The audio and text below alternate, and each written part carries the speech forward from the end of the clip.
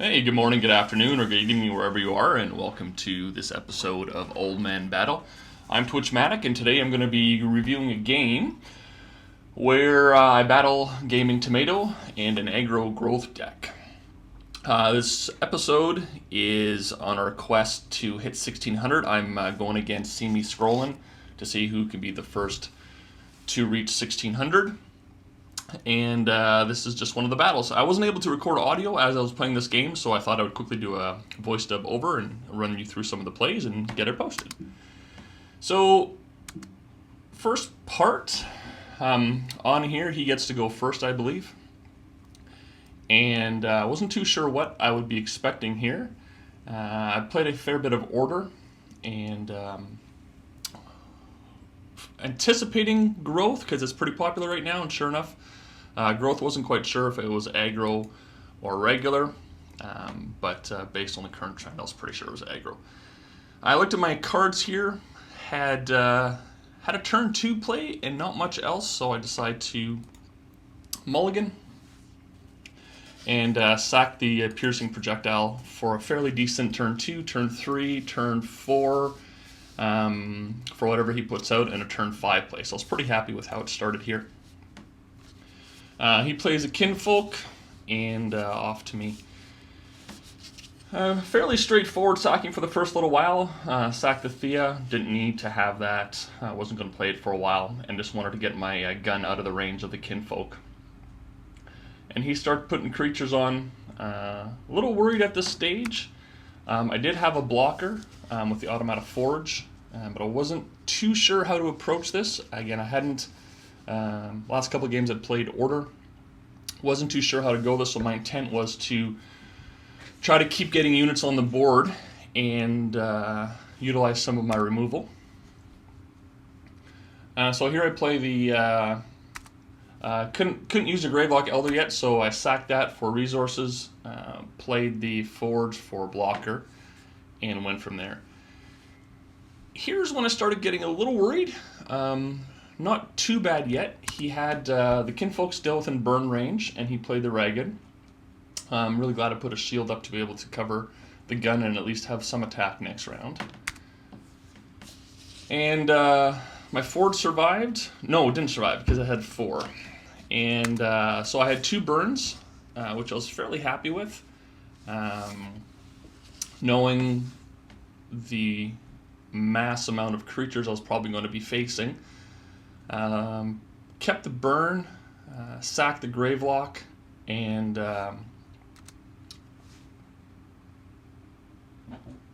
took care of his kinfolk, and went from there. He played another stagger, so I'm really glad I got rid of the other one last turn, so they didn't double up. And he's not playing around Thunder Surge yet, which isn't wasn't necessarily expected because we're at turn 4. But I'm kind of hoping that he forgets that I might have Thunder Surge. So he takes the middle lane, and looking at what I have here, I have a spell, a couple enchantments, and a cannon. Nothing really to play the Machinated on yet, so sack that for resources, and with the thought behind that going, whatever I get next round, I could potentially do Bombard, Concentrate, Fire to get rid of the row unless he plays something at front, which case I would still get rid of the first 2. However, I was really trying to get rid of the Vader. I didn't want him to ramp too much. I wanted to try to control that, but at the same time have my presence on the board. Excuse me. So sure enough, I'm able to make it next round with the Concentrate Fire. So here it's pretty straightforward. I wanted to get at least one more attack out of the cannon, and I didn't want to get the Vader. He had already played a card, the Stagheart, on the Vader, and so I thought about it, and I was willing to spend 2 cards to get rid of 3. So fairly certain that's what I did. Yeah, so I sacked 4 cards, played that, so did a lane clear, knowing that he could sack to 5 next round and do a Veteran, which is fine. This is exactly what he did. So at this stage, I'm really wanting to get the Thea out. He has no direct removal. I'm pretty certain he didn't play Quake. I was taking a guess at this stage just based on the deck that he's running and the cards that I've seen.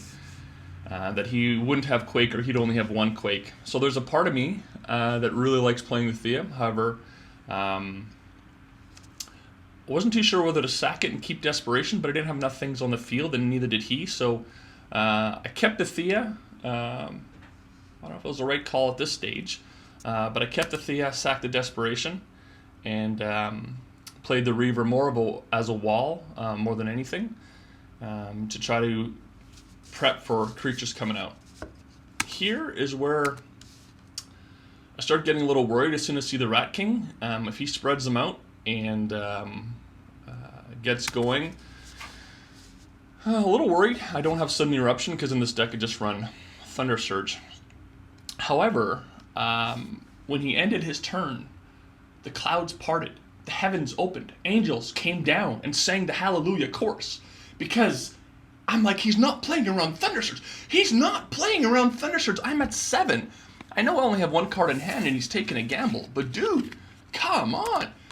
So I'm like, please Thunder Surge, please Thunder Surge, please Thunder Surge. Boom! Top deck Thunder Surge. Oh, I was so happy.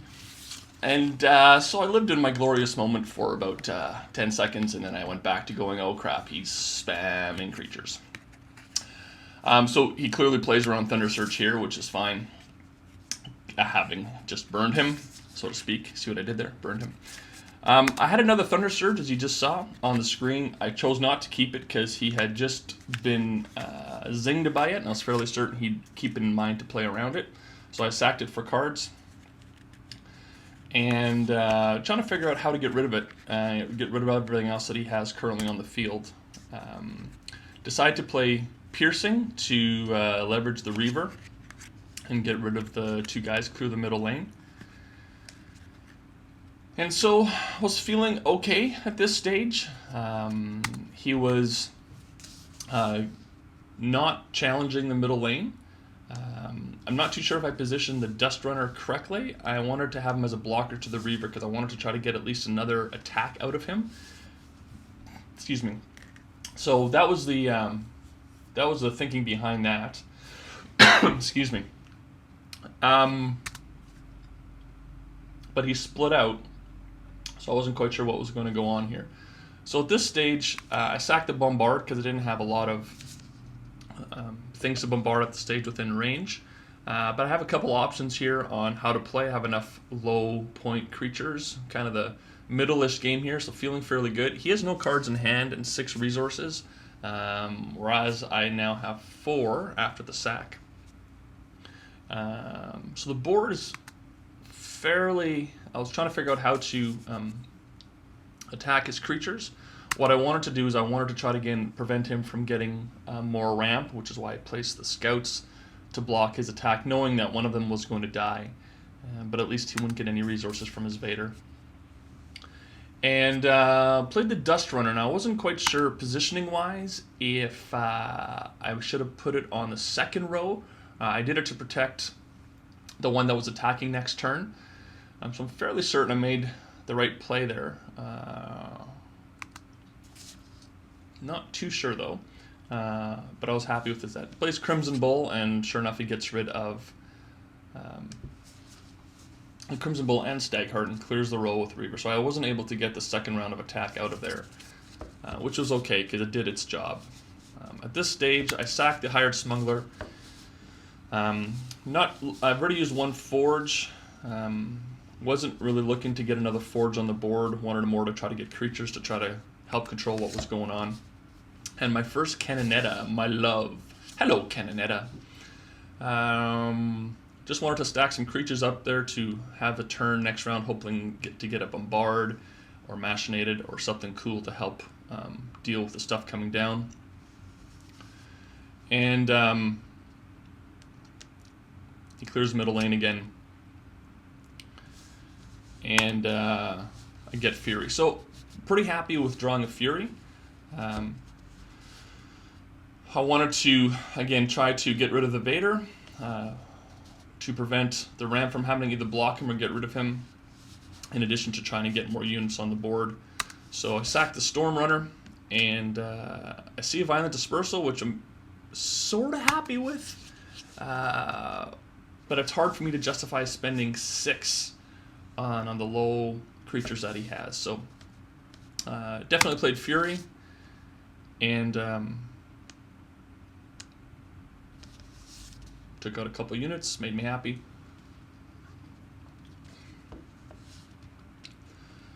Plays another Crimson Bull. Lots of enchants in this deck.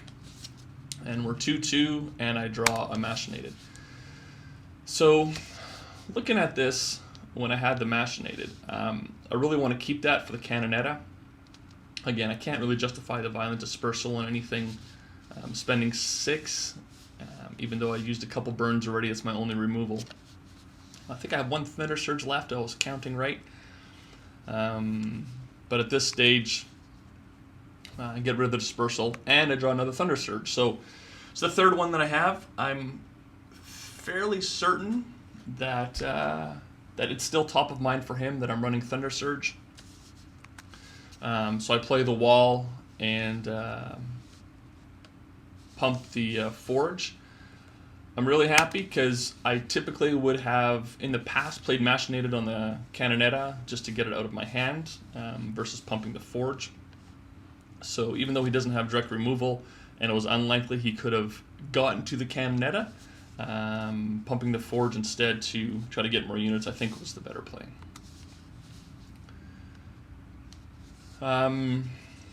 So he plays that, which worries me a little bit, plus a Brave. He's still keeping his units apart, but then he does this, which, again, I'm looking at this, and it's a great target for me for Thunder Surge. So I'm probably not going to get a better one after the rats that I destroyed earlier on in the game. So positioning based on his units, I have to take the Thunder Surge to help prevent the damage. So I believe this was the one where I would probably say this is the TSN turning point.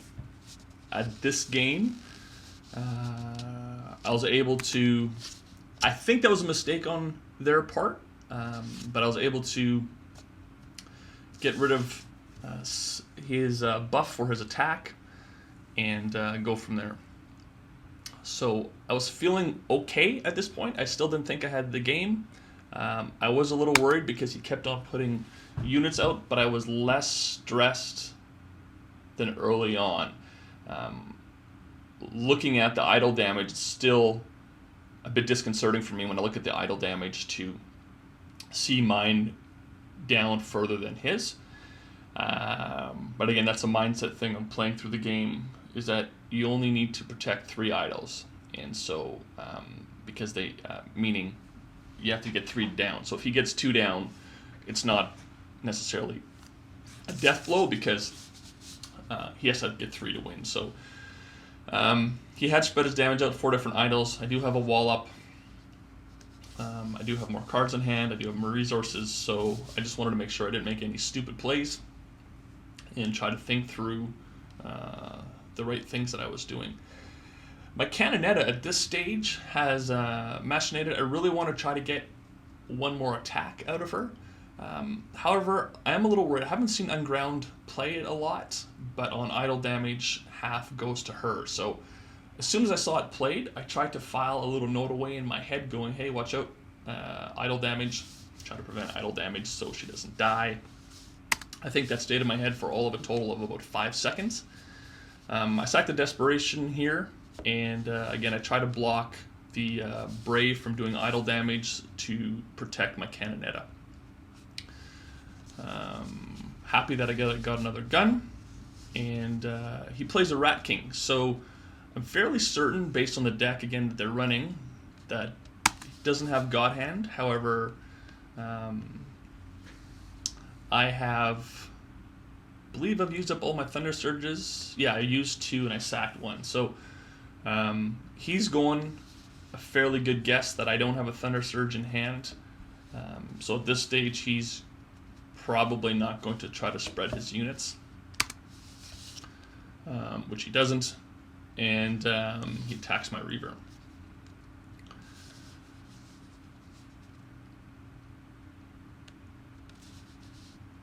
Now, machinate the Cannonetta, which makes me happy. And I had already forgotten, just for the record, I had forgotten at this stage that she is unground. So, looking at the attack, fortunately, it doesn't do idle damage. She doesn't do idle damage. But if you note the Dust Runner on the top row, he is about to do idle damage, which I did not catch. I don't think this round. Nope. Boom. Why doesn't... Oh, it's only doing 1 damage. So he does 1 damage. Sorry, I missed that. So the Dust Runner does 1 damage on the top idle, but half of 1 damage isn't enough to affect the Cannonetta. So I totally forgot that the Cannonetta had unground. Didn't impact me this round because the Dust Runner had only 1 attack. However, you can sense some undue foreboding dark things coming. I get a burn, makes me happy, get rid of the Brave, and I have a Bombard. So I have 3 left. And I look at doing a board clear, which again makes me fairly happy. But again, nope, I forgot the unground. So I position my units to try to take advantage of it. Bombard. Boom, Cannonetta disappears. And I'm like, what? Why did my Cannonetta disappear? I wasn't able to do a board clear. Face palm. Dark clouds gather. I say some choice words. And I'm like, what the heck? And then I realized I had unground, and I'm like, you've got to be kidding me. So I probably... not too sure how I would have played around that, and maybe that's just the choice I would have had. I don't think I could have moved the gun back because it still would have attacked first prior to the Cannonetta. So I lost both of my Cannonettas. I shed a few tears. I was a little sad. And I'm like, well, there goes a quick game, so let's keep on going. At this stage, I don't need a Violent Dispersal, although I don't know why I kept it, because I was fairly certain that I wasn't going to use it. I moved up the Dust Runner to force the gun to appear in front of the cannon. More of a shield than anything, because sure enough, he plays a veteran. And attacks, however, it didn't make much difference because he cleared the lane. So, excuse me, I have the Violent. So I'm keeping the Violent because, again, I have all 3 Surges are gone. All 3 Thunders are gone. I've used all the burns, and so Violent Dispersal is the only removal I have left. So when I'm looking at this, I was trying to figure out whether to get rid of the Dispersal or Reverb. And I kept the Dispersal for the sake of removal. And I could play a gun. So I moved him up to try to get rid of as many as possible. And if you look at it, I got a burn because I cycled my deck. So I believe that timing... Is that why I got the burn? Probably shouldn't have got the burn because I cycled my deck. Because I had 43 in the graveyard and 0 in hand. Again, I'd already used 3 burns. So that timing was amazing.